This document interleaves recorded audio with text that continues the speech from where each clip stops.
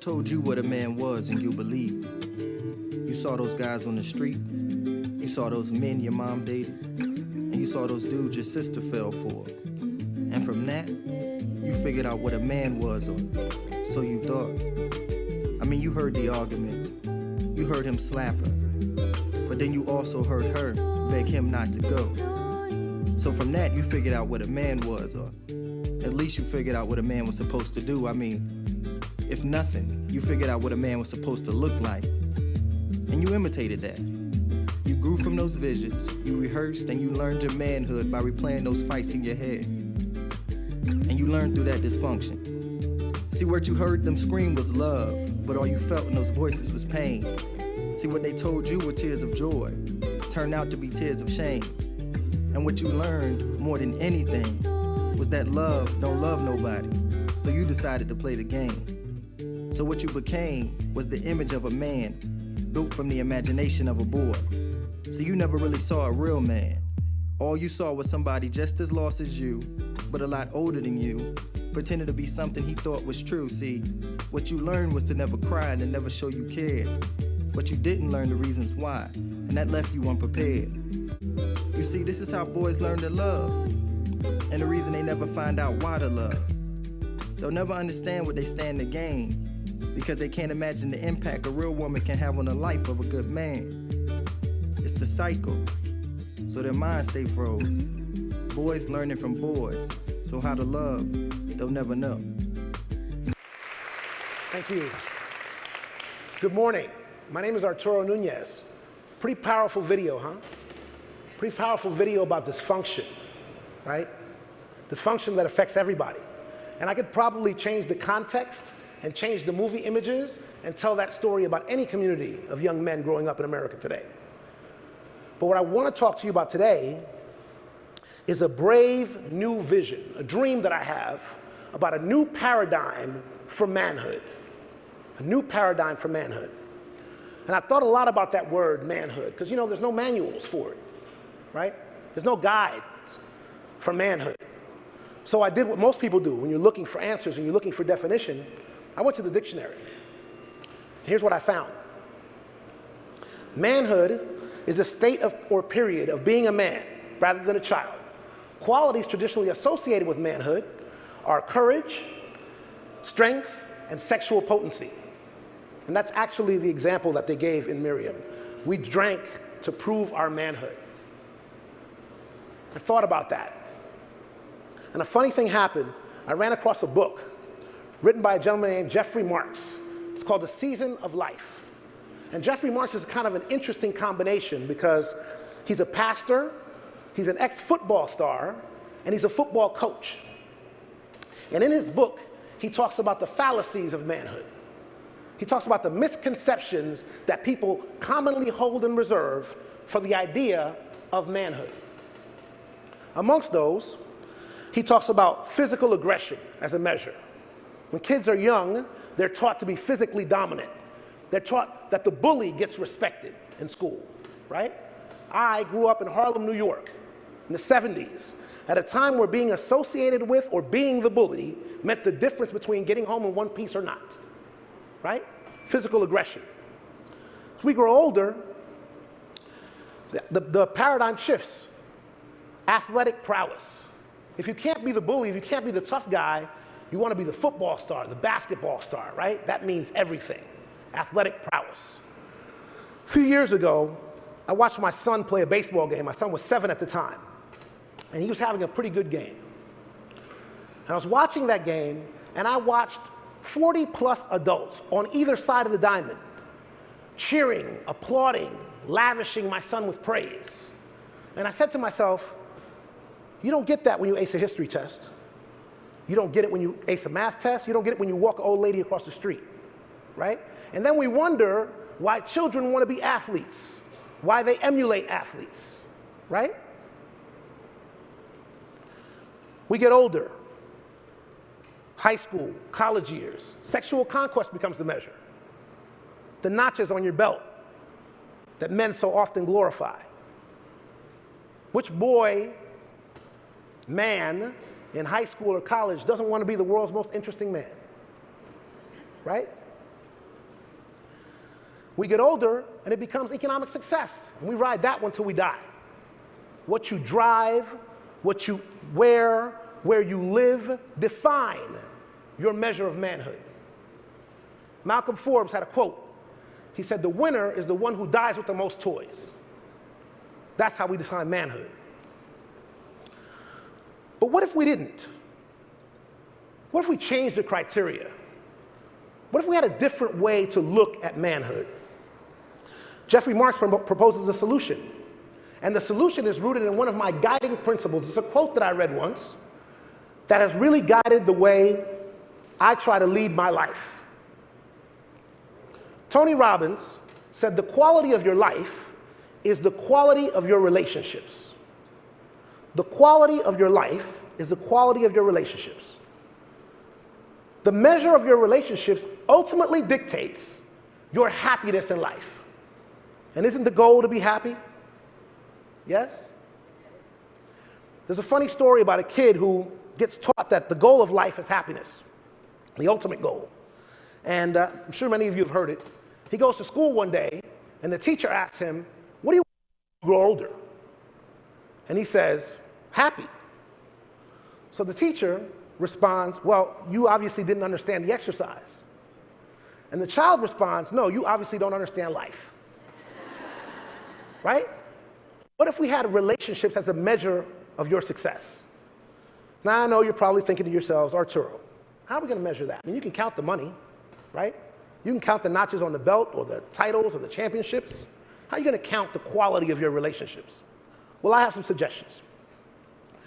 What about responsibility? What about the way we treat the people we most love and we most care about in life? What about the way we treasure that relationship we have with those people as if they were ourselves? Responsibility. What about reciprocity? You saw in the video kids that never learned the ability to be loved, right? What about honing the ability to love and be loved? Reciprocity. What about self-realization? What about the idea of bringing our best self to every relationship we're involved in?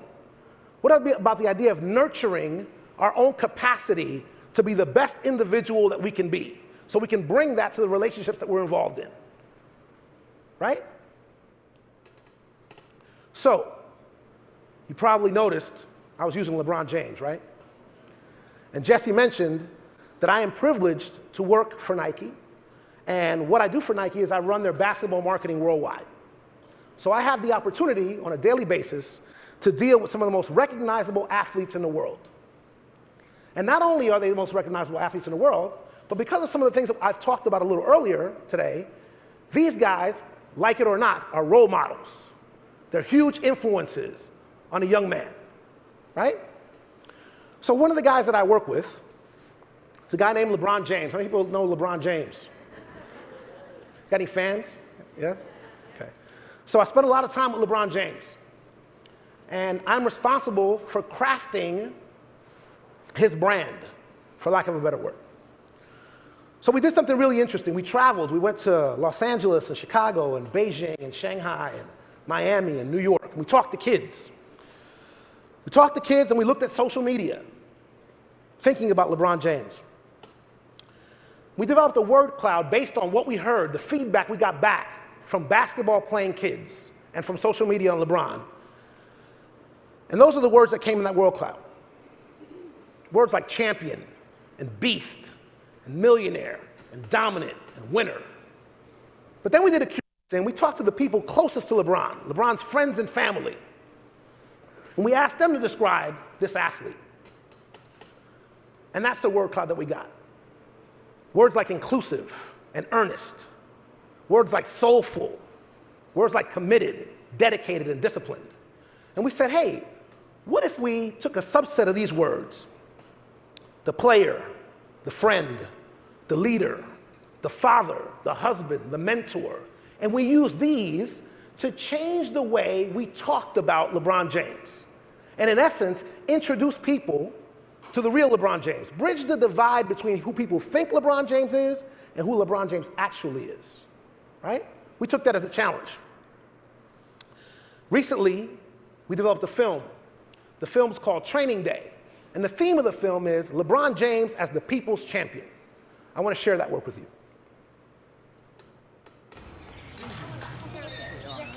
Yo, LeBron. What's up? Good morning, y'all.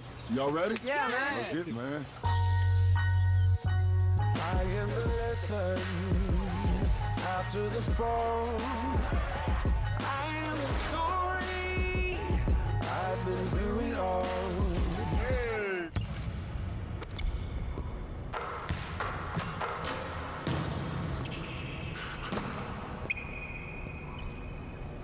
I will continue after they're done. Count every second till I'm number one. I'll keep believing till the time is done. We would crawl for miles and walk on fire to run. Cool, guys. Tomorrow?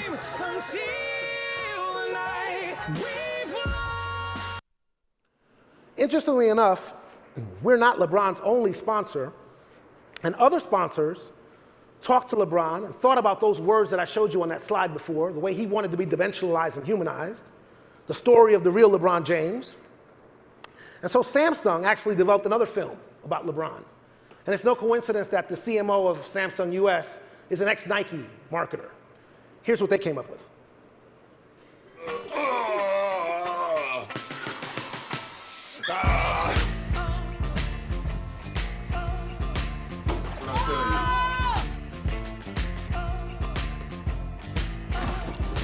You look good.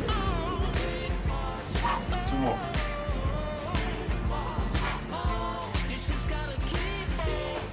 That's a good one. There you go. See?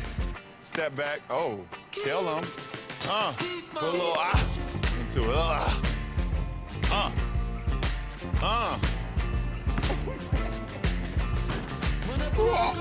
Whoa! Hey, we're going backwards. Oh, you missed it. You gotta have this one. This one for the game right here.